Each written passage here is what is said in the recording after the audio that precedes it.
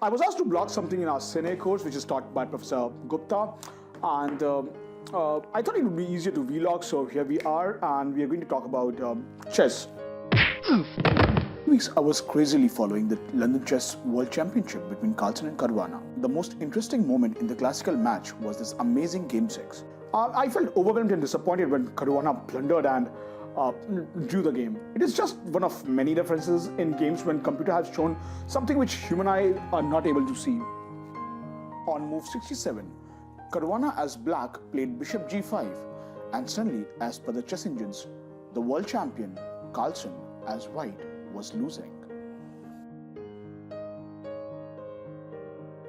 It is just one of the many references in games when computer has shown something which human eyes are not able to see. All right, next question. Ian. Hi. You were right not to believe in fortresses. Apparently there was a mate in 30 at some moment in the middle of this fortress. So do you still not believe in them? You mean after I go h5? Yes, after h5.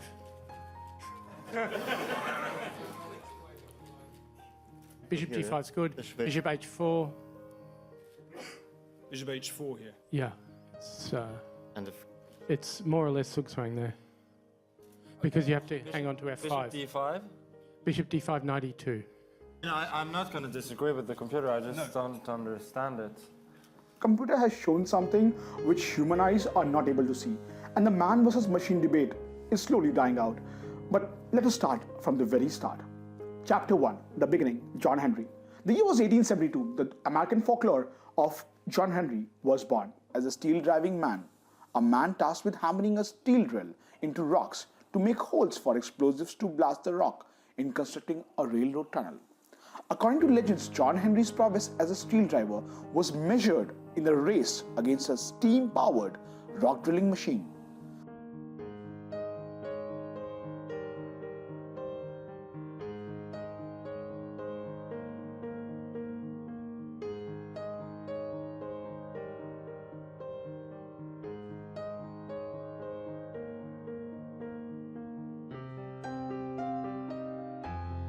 A race that he won, only to die in victory with hammer in hand as his heart gave out from stress. This was the start of man versus machine debate, one which the human being eventually will lose. Chapter 2, the knockdown, Garry Kasparov. When Deep Blue took the match by winning the final game, Kasparov was kind of depressed and quite enraged. I think it's time for Deep Blue to start playing real chess. That if Deep Blue will start playing competitive chess, I personally guarantee you, I'll torn it in pieces, with no question. In a TED talk which he gave years later, it seemed like he was finally at peace. But I guess that's fair. There is no day in history special calendar entry for all the people who failed to climb Mount Everest before Sir Edmund Hillary and Tenzing Norgay made it to the top.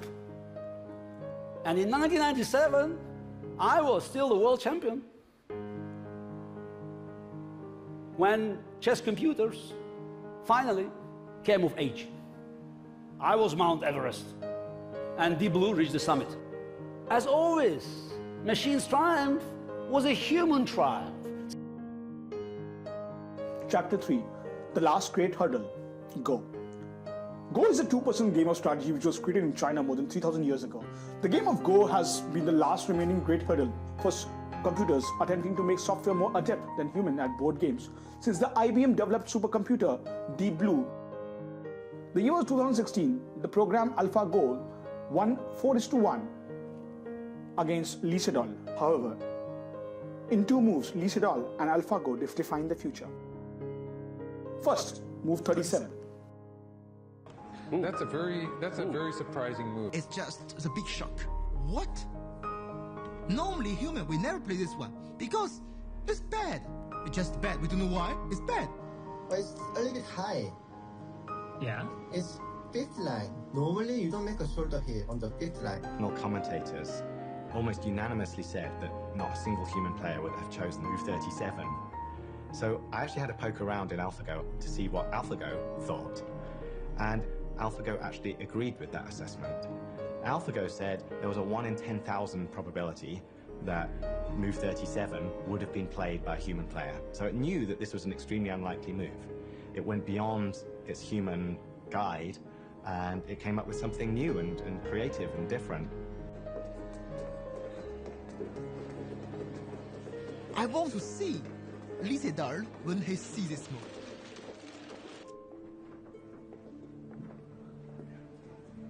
He's back, Lee is back.